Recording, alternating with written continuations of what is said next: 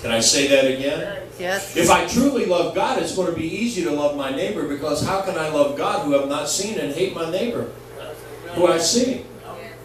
Well, it's probably easier to hate someone you see because you see how they act. Yeah. And keep you up at all hours. And keep you up all hours, or come in your house and steal money from you. Yep. Hello? Yep. I've had it done. Well, my daughter just had it last week. Yep. Little boy standing across the street in the playground drinking water, staring at me. And I'm standing there staring at him, and I'm like, I want to snatch you up, boy. That's right. Brother Rob walked over to him, and he said, I think I need me a drink of water. He walked over there and went to get a drink of water, and he says, you know Jesus, young man? Shook his head, yeah. He said, you know how to get to heaven, don't you? He said, yeah, I accept Jesus. And he walked back across the street. He said, that little boy is humble. He's scared. I'm thinking, yeah, he's scared because he knows I know he did it. It might not have been him. It might have been, I think it was his older brother, but he enjoyed the benefit of it. They were, my daughter's cousin seen him up at the store buying all kinds of candy. Oh, that's a lot of money to be buying candy. I feel bad for the kids. I really do. Amen? But that doesn't stop our flesh from getting angry because they've done something to us that affects us and hurts us. Right. Amen? But that also had me to have a little compassion. I drove by the house today, and a little girl like this is standing on the curb. And at first I got angry. I'm like, there's a lady standing there. I'm like, well, look at these people, man. They just let their kids stand by the curb. Then I looked up on the porch of these people that I know. One of them came in my house, and there's like 7 of them all sitting there. And the mom is sitting there on the, leaning over the railing, and all the kids are leaning there over the railing, talking to this lady. And at first, I'm like, look at all of them. And then I'm like, God, they need Jesus. That's right. I'm like, man, I should ask them if they want to go to church. Amen. Amen. See, what I'm trying to say is our flesh, making Jesus Lord, BB, is a conscious decision, not just once a day, but momentarily throughout the day. See, I have to make Him the Lord of my life over situations like that. I'm to love my enemies, to pray for them that use me, and pray for them that despisefully, that curse me and persecute me. That's the scriptures. And then that's the hard part, but that is making Jesus Lord of your life. The young man that cussed me out last night because I blew the horn at him. I have to consciously decide, Jesus, you're going to be the Lord over this situation. Yes. Yeah? Yes. Someone told me the other day, said, some guy's been casing their house out. They want the truck he drives. He said he later found out, he's seen them. They have a truck just like his. They probably want his tires. And he said, I feel like, he said, I felt the Lord tell me to tell him, look, your life is more valuable than those tires. Don't risk your life trying to take somebody else's stuff. If you want tires, I'll take you down the pull apart and buy you some tires. And I said, you tell him that? He said, I haven't had a chance yet. I haven't seen him yet. I went into this man's house the other day, and he had a pistol laying on the table. He took me up and he showed me his big guns case that had all these guns and weapons. And he said, look at this, man, I got my gun laying there. And he took it and stuffed it up under the cushion. And we were standing there talking the other day, and he says, brother, said, I don't want to kill anybody. He said, I would never want to hurt anybody. Right. He said, I have guns because I like to go hunting. He said, but I also have one for protection. I would never want to hurt anybody, but if I have to, I will. I was down at my uncle's house last week, and he told me, he says, Tim, he says, this world has got so bad. He's a man of God. He's a Christian. He said, this world has got so bad, I carry a pistol everywhere I go now. Yeah.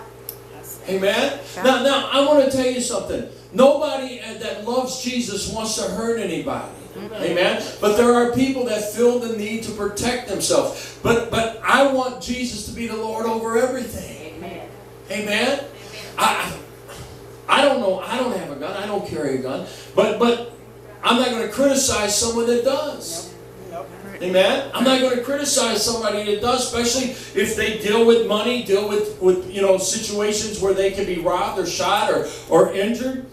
But I want Jesus to be Lord over my life. And don't take me wrong. These people that I mentioned are two people that love the Lord and would never hurt anyone if they can prevent it. But they also understand that they need to protect themselves under certain circumstances. Amen. So like I said, I'm not criticizing anybody. So don't take that wrong. And don't say, I know nobody here would, but there's times that people on Facebook, they misread what I say and make critical remarks. And I want you to know in advance, don't do it. Amen. Amen. Amen. Jesus is Lord over every life, every decision we make. He must be in control of everything, not just us. Hello? Yeah. Not just an occasional lordship. When I get up in the morning, He needs to be the Lord of my life. When I walk throughout my day, He needs to be the Lord of my life. When I make my decisions in life, He must be the Lord of my life. He has to be Lord of your bills. You may not can afford to pay the whole gas bill, but you need to make Him Lord on how much you can pay this month. Right. That sounds stupid, doesn't it? But that's fact. Right. Amen. Because if you can I say something here? I know I'm meddling now. If the Lord gives you $200 to pay your gas bill and you put $100 in your pocket and pay $100, He's not Lord. If God gave you money to pay your taxes on your house and you decide you're not going to pay it and let it run up to thousands of dollars and they come out there and threaten to take your house, don't blame Jesus. Right.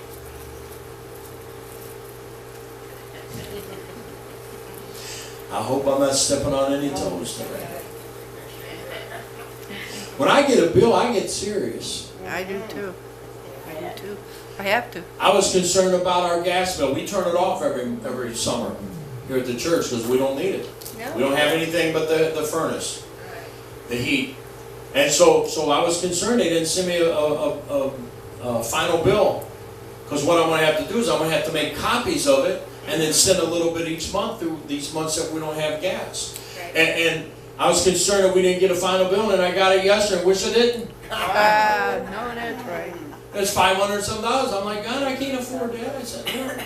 But you know what? God will take care of it because He's the Lord of my bills. Yes. Amen. He's the Lord of my bills. I'll pay Him $100 a month or $150 a month or $200, whatever the Lord provides. I'll send it to Him. Amen. And I can guarantee you it'll be paid all by the time we need to turn it back on. Because God's done that every year for us. Every year He's done it, and every year He's become the Lord of it. Amen. And because He's the Lord of my bills, He's the Lord of my finances, He's the Lord of my life. What I'm trying to say, He needs to be a Lord of every subject, every independent Every inch of your life. problem you might have. Yeah. Whatever situation arises in your life, make Him the Lord of your life. That's what He came for. He came, this wasn't part of the message. But it came to you. That's good. It wasn't part of my notes, let's put it that way. But it still came Amen. to you. But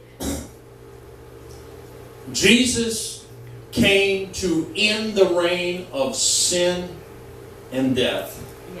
But He said something to Pilate. You may recall what He said in John chapter 18, verse 56. He says, my kingdom is not of this world. Amen. So when He spoke about the kingdoms, He was using this world's analogies to explain the true kingdom. I'm in this world, but I'm not of this world. I have to live in this world, but this world is not. We're dual citizens. You know what a dual citizen is? Yeah. Someone that has a citizenship in the United States and maybe in England, or Canada, or in Canada, or Ireland, or Africa, some nation in Africa. We're dual citizens because we are citizens of this country, but our